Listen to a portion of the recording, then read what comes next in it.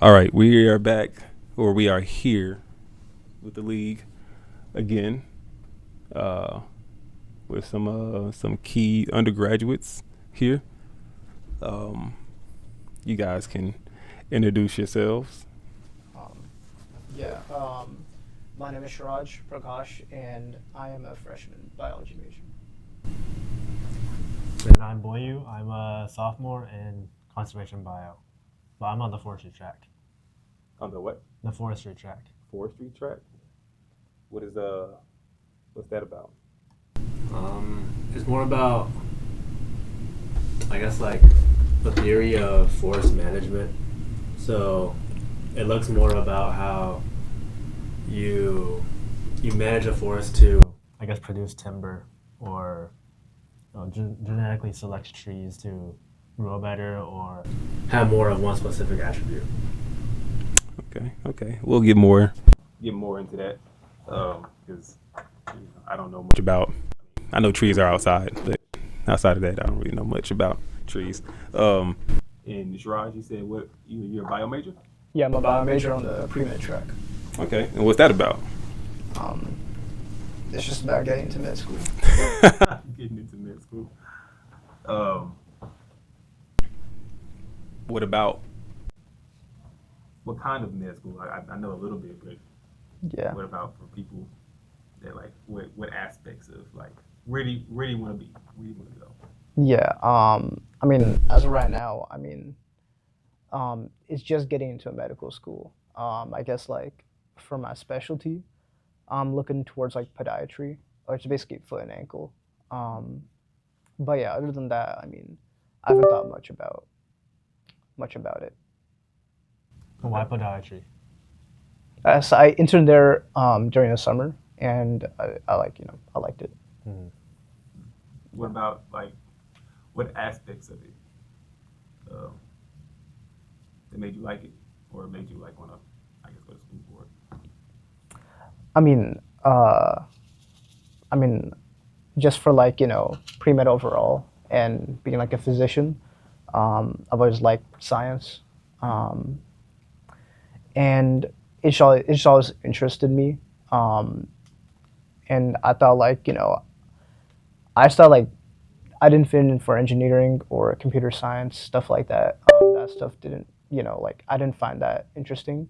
Mm-hmm. Um, but science, biology, like healthcare, that really struck a chord with me. So Okay. I decided, why don't I do a job in that? Yeah, yeah. And yeah. That's nice. That's nice. Okay, well, and we all know I'm who I am, so there's no introductions and no need for that. But yeah. So what's our topic for today? So I want to talk about prescribed fire, which I learned about kind of recently in one of my classes because it's a big thing here in Texas where we used to have a lot of grassland as kind of the native environment, but now with all the timber management, we're growing trees.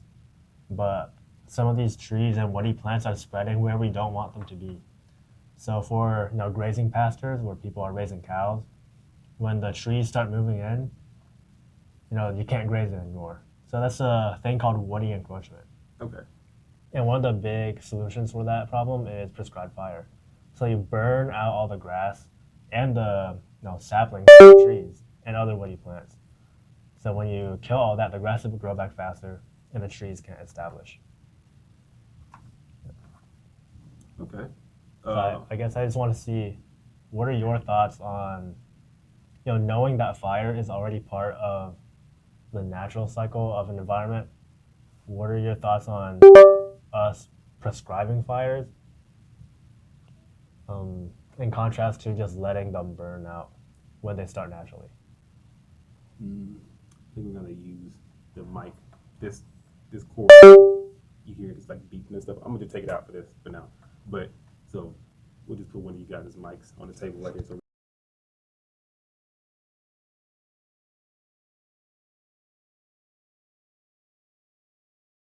we can hear everybody. Scott. Yeah. Just move this out the way. Anyways, yeah, great. Um, what do I think about doing prescribed fires? Yeah, rather because than right just letting now, them grow. yeah, or Or letting fires burn out. Because right now we do a lot of fire suppression. If a fire yeah. starts, we stop it, Mm-hmm. but then we go back and start a fire ourselves under controlled conditions. Mm-hmm. Mm-hmm. So I guess, what are your thoughts on us doing that? Because it seems kind of redundant to me that you would stop a fire, which is basically doing your job for you, if you're Mm-hmm. going to go back and start it again. Yeah. Um. Well, I think the idea, and cut in anytime if you have an opinion or a thought about it, but I think the idea of stopping a fire, I don't know much about it, but from what I would imagine is that um, it's uh, a way of keeping a fire that wasn't controlled or isn't controlled from burning things that we don't want it to burn, like houses and stuff or neighborhoods. Um, but I think you're talking about like just out in the forest where nothing's at risk, right? Yeah. Um, I think it kind of gets at the idea of trying to maintain the balance, like taking into consideration what species in a specific range or geographical range um, existing. So I'd imagine something like this, where let's say you have a like 50 hectares of forest, right? But we know in that 50 hectares, in that range, there's a endangered species population there of, I don't know, squirrel or something like that, right? And we're trying to preserve their numbers out there, but we also know that there's a invasive, I don't know, like invasive cat species that's predating, and we're trying to keep that down as well. And we know that natural forest fires occur from different things, but we don't want it. We want to, you take it into different accounts, like the certain species, they need a certain range to maintain a healthy population, like genetic population and everything. Yeah. So if you allow, and then one of those main aspects that species rely on is the trees. So they don't just need land; they need land with a certain amount of trees, because it goes hand in hand with their lifestyle, um, their life strategy. So I would imagine that would probably be the reason why we don't just let fires just burn like unimpeded, like uninterrupted, and it's preferable to go back and stop those as much as possible to preserve that species, probably, or whatever, um, and then go back and do a controlled burn in a certain area where it's localized and there is no endangered species there, or something that there's a balance to be kept. Basically, it doesn't impede that balance as much. It's just only affecting the grasslands and kind of stuff. I don't know. That's what I would think. What do you think? I mean, I'd honestly think like somewhat of the same. Um, I'll say you don't want to risk the endangered species, especially because you're trying to preserve it. But you also don't want the grasslands to give away to the trees as well. Mm-hmm. So yeah, obviously like doing like a more controlled burn to keep the grasslands, but also like eliminating fires that can endanger uh, the species. Yeah. That would be a good strategy. Yeah. Did they like? Are we kind of adding in parameters that's not within the actual equation of what you're talking about? What do you mean? Like, sometimes you ask somebody a question and they start adding like these, like, what if this and what if that. No, It's I'm like just talking about in general. just in I guess, okay, like, just in general. practice. Yeah. That's what I would imagine. Yeah. It's kind of like holistic medicine versus, or holistic medical practice versus, what is it? What's the other version? My wife, she's a doctor, a medical doctor, so she tells me all the time, but I forget. There's another term for it, basically, where they treat the body they just treat symptoms, or they treat specific things Oh, rather than but they don't address like the cause. well, they may address the cause, and I'm completely ignorant about this, but Like it's osteopathic. yeah, osteopathic. That's the word. Yes. So there's osteopathic, and then there's what's the other version? The holistic. Um, no, the doctor of osteopathic medicine. That would be someone who looks at it like as a whole. Oh, okay, yeah. So Yeah. there's osteopathic. Osteopathic is the whole, and then the other one is something else. Just a specific MD. Yeah, So MD. that's like that's more specific. Yeah, so I would have like think talking about the tree, the specific what is the control burns. Yeah. Um, thinking about that, it's kind of like two sides of the same coin. And I think about like that, like the osteopathy, like as a doctor, they're looking at the body, right, as osteopathy. I don't forgive me, but they're looking at like, okay, well, I'm not gonna just treat your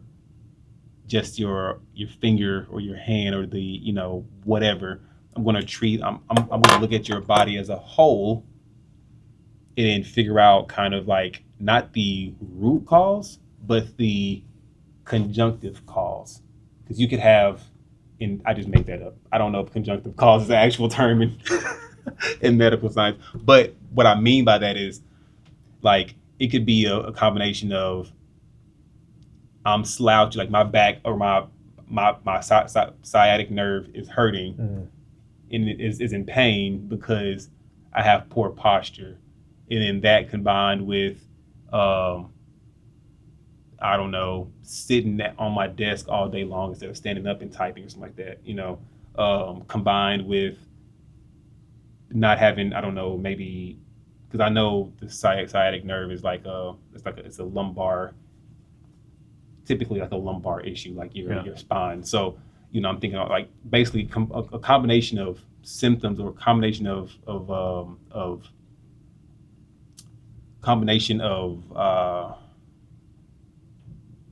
things that combine to create this pain in my leg, in my sciatic nerve. And so I would imagine as a MO or medicine or doctor of a DO, whatever. I'm ignorant, so whatever. I get it fast. So a doctor of osteopathy, the holistic science, they're going to look at that. Just like in a controlled burns, they're looking at the holistic. Like, okay, well, let's not just let the fire run rampant, because there's these different wheels spinning, these different cogs in this machine. It's not just, let it go because it's going to destroy other things, and then the regular doctor or the normal doctor, or not normal, but the other one that just looks at the specific thing is like the opposite. It's like the same thing with the control burns. And going in and burning specifically in certain areas, like that and stuff. So that's how I would imagine. I may be making a lot of what do you call it? Correlations or conflating a lot of things. But when hearing both of the different, both of the different majors of and stuff, I see like a shared space in that kind of like thematic way. That makes sense. What do you think? What y'all think? What do you mean a thematic way? Like in the way of like in the sense of it's the control burns, or just one control burn being one side of things, which is going into the burning for the health of the underlying health of the ecosystem as a whole, and then the just letting the fire to burn however much it wants to, which is going to like destroy a lot of other things that may not be in consideration, even though it may be a natural phenomenon that happens in the attempt to save the whole ecosystem in that thematic way, like this same side of this different sides of the same coin. And now on this end with the medical stuff, it's like the doctors that look at you holistically versus the doctors that look at you symptomatically. Maybe that's the proper way. You're basically equating the ecosystem, like that little ecosystem, to like a body. Yeah. And like and obviously with like treating a body, there's multiple variables they have to account for. Like you like saying there's a bunch of variables that cause like your sciatic nerve to like induce pain and all that stuff. And yeah, no, I get it. I get like how you could relate those two. And yeah. Yeah. Yeah. Any other topics? Yeah. So going back to, I guess, what you consider natural when a fire is burning through the ecosystems, something really interesting I learned about was how all the indigenous and nomadic peoples that were living, thousands of years back, they were also using fire as a way to, flush out prey or just clear out areas to like colonize or live. So that really made me think about whether these human caused fires were still considered as part of the natural cycle. Because you go back, you look at trees with all these burn scars from the rings, which is basically where a fire burns it, and then the tree keeps growing. It adds rings. But when you cut down the tree, you see these dark spots inside. You can tell that a fire's been gone through in that specific year. So you look at those trees, and you can wonder whether a fire was started by lightning on dry grass, or it was some random nomad just starting a fire to flesh out a wild pig to eat or something. So then that made me think again about how normally you consider humans as not really part of the ecosystem. Like what we do, we often see as kind of just an external force influencing the normal balanced ecosystem. But back then, these people would have been part of that ecosystem. Yeah. So then they're just essentially another species living in the forest. Yeah. So I think that's really interesting how we kind of shifted from being just another piece of the broader system to being more of like a external thing. Yeah. Being outside of it. Yeah, being outside of it.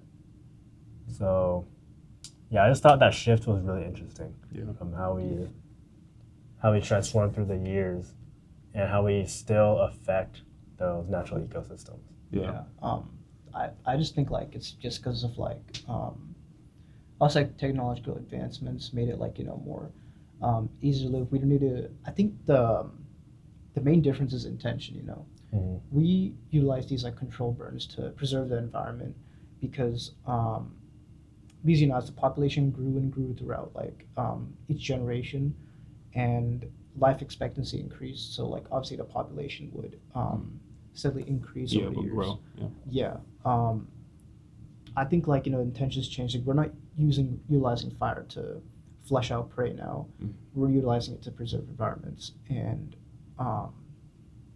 what I think is that like we've strayed away from the natural order quite a bit, just because we became so technologically advanced. Yeah. But Yeah. I agree. And it's like my initial thoughts about what you were just saying is that we were apart. It's kind of like once again I go back to the same framework, this two sides of the same coin thing, where we obviously we're just a part of the ecosystem and did minimal damage, and we're just a part. Like you see, like the trees with that shows that they have experienced fire in the past. Yeah. Whether that's from people or from natural phenomena like lightning striking the grass, or bark beetles. That whole thing, whatever. But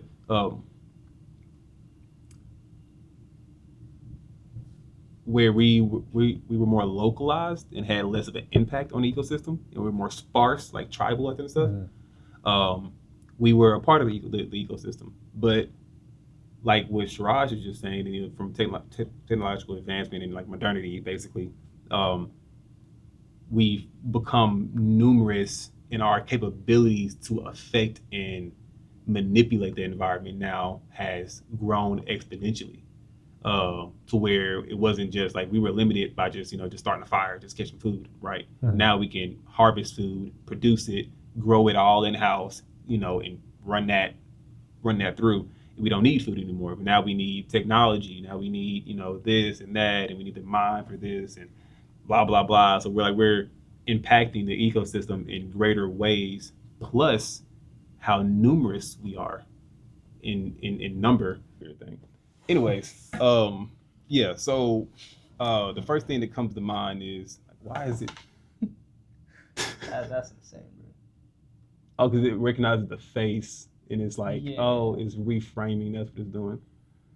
Okay, so everybody gonna have to just stick your face in. Okay, everybody just stick your face in, so it has multiple faces. Yeah, no, everybody's face get in there. Otherwise, it's gonna focus on just one. Yeah. I think like whoever's talking or something, we swivel it toward them. Yeah, we'll do that then. All right. Well, no, actually, better. Let's just all stick our head in. That way, it can't focus on one individual, and it'll zoom. We're like confusing the crap out of it. All right. Everybody, just stay in frame. All right. All right. Now you're come closer. Yeah, there you go. Whatever. Because of people, we've now got to this point where we've not outgrown. Well, we've kind of truthfully outgrown the ecosystem, not in the way in which we don't need it, but in the way in which we can affect it. So now we yeah, that's where we kind of find ourselves. Like we're responsible for what we do because we are now more numerous and we can affect it in a much greater at a greater magnitude. So all right, we're gonna call it quits here. We just wanted to finish off that conversation. Any last thoughts? It's like right on your face. It's like, do you have any last thoughts? You don't? I guess not. I guess like, so would you consider us to be an invasive species then, or something different? Like I don't- our own classification. I don't think that we would be a invasive species. I think we have the properties. We went from having the properties of a native species to the properties of a invasive species. That makes Okay. sense. Yeah, there's definitely like transportation, migration, and all that stuff. Like that's pretty much like why we're not like we can't be considered a native species of anywhere. But like we also can't be considered an invasive species Yeah, exactly. because I mean, due to technological like advancements and everything, we can live almost anywhere. Yeah, exactly. So yeah. This camera is a doozy, but yeah. So I think we aren't. I think we're a native species because we originated here on the planet, but because of all the things that Sherrod is talking about, that it our properties went from being localized and not the magnitude of how we could affect the ecosystem was minimal and was manageable by nature. But since we've grown and become more advanced, we've artificially or naturally, depending on how you want to see it, but we've artificially evolved our the properties of our the magnitude of our effects. So now we have in my estimate, we have the properties now of a invasive species, which is the negative things that come from an invasive species because it doesn't belong, or it has too much of a competitive edge, or it has too much of an impact on the ecosystem fundamentally. You know, so yeah. I think we're kind of like Schrodinger's cat in that way, where we were one, but we're also now the other. We kind of transitioned into the other.